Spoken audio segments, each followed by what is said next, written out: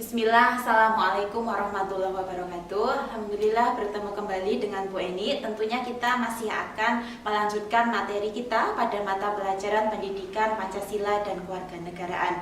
Alhamdulillah rangkaian kegiatan belajar mengajar secara daring di semester yang pertama sudah kita lalui. Bu Eni harapkan kalian sudah mendapatkan nilai yang maksimal sesuai dengan jerih payah dan usaha dari kalian masing-masing. Pada semester yang kedua ini nanti kita akan banyak belajar kembali tentang materi pendidikan Pancasila dan Kewarganegaraan, tentunya dengan materi-materi yang lainnya yang akan lebih bervariasi. Untuk materi di kelas 10 pada semester kedua ini, nanti kita akan mempelajari tentang integrasi nasional. Kita akan belajar nanti faktor-faktor apa sajakah nanti yang membentuk integrasi nasional. Kemudian nanti juga akan faktor penghambat. Kemudian nanti juga ada hal-hal lainnya yang berkaitan dengan integrasi nasional. Untuk lebih jelasnya, mari kita simak pada pemaparan video berikut ini. Pada materi di bab yang kelima di kelas 10 nanti kita akan belajar tentang integrasi nasional dalam bingkai Bhinneka Tunggal Ika. Untuk materi di dalam bab 5 ini nanti ada beberapa materi. Yang pertama adalah kebinekaan bangsa Indonesia, yang kedua adalah konsep integrasi nasional, yang ketiga adalah faktor pembentuk integrasi, dan yang keempat adalah tantangan di dalam menjaga keutuhan NKRI. Nah, yang pertama adalah kebinekaan bangsa Indonesia. Seperti yang kalian ketahui bahwa negara Indonesia merupakan negara kepulauan yang terdiri atas pulau-pulau yang dibatasi oleh laut dan selat. Sebagai sebuah negara kepulauan yang terdiri dari atas banyak etnis dan budaya, Indonesia menghadapi berbagai kemungkinan adanya perpecahan yang dapat menjadi ancaman, tantangan, hambatan maupun gangguan di dalam persatuan dan kesatuan bangsa. Nah, kebinekaan merupakan realitas bangsa yang tidak dapat dipungkiri keberadaannya untuk mendorong terciptanya perdamaian dalam kehidupan bangsa dan negara. Kebinekaan harus dimaknai masyarakat melalui pemahaman multikulturalisme dengan berlandaskan pada kekuatan spiritualitas. Meskipun Indonesia ini memiliki banyak kebinekaan atau banyak keberagaman, Indonesia juga memiliki alat-alat pemersatu bangsa. Yang pertama adalah dasar negara Pancasila, yang kedua adalah bendera merah putih, kemudian ada bahasa nasional, dan ada lagu kebangsaan.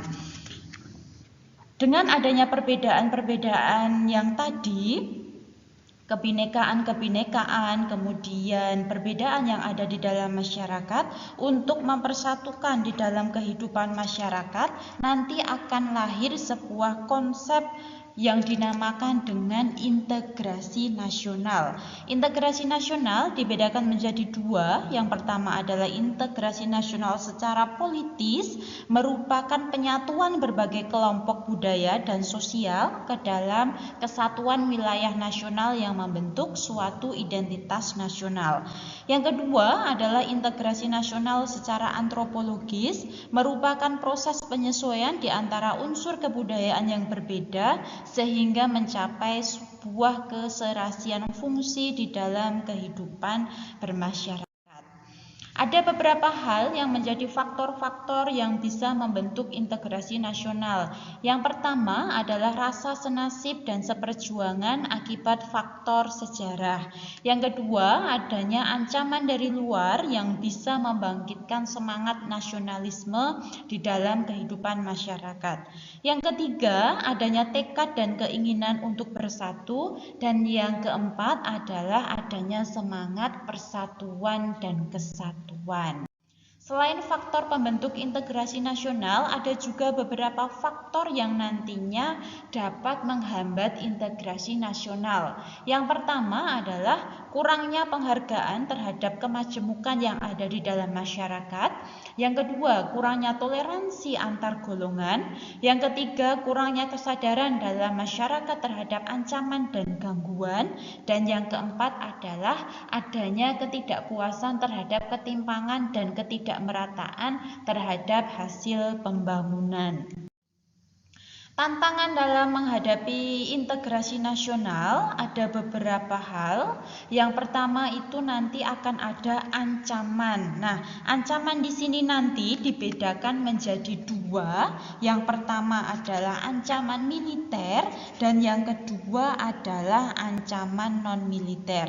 Perbedaan antara kedua hal ini adalah ketika ancaman militer adalah sebuah ancaman yang menggunakan kekuatan bersenjata. Kemudian untuk ancaman non-militer adalah ancaman yang tidak menggunakan kekuatan bersenjata. Tetapi antara kedua hal ini, militer dan non-militer, bisa atau sama-sama membahayakan kedaulatan negara serta membahayakan keutuhan wilayah negara kesatuan Republik Indonesia. Nah, demikian tadi pemaparan untuk integrasi nasional. Demikian tadi pemaparan materi yang dapat Bu Eni sampaikan. Sampai jumpa pada video berikutnya. Barakallahu fikum. Assalamualaikum warahmatullahi wabarakatuh.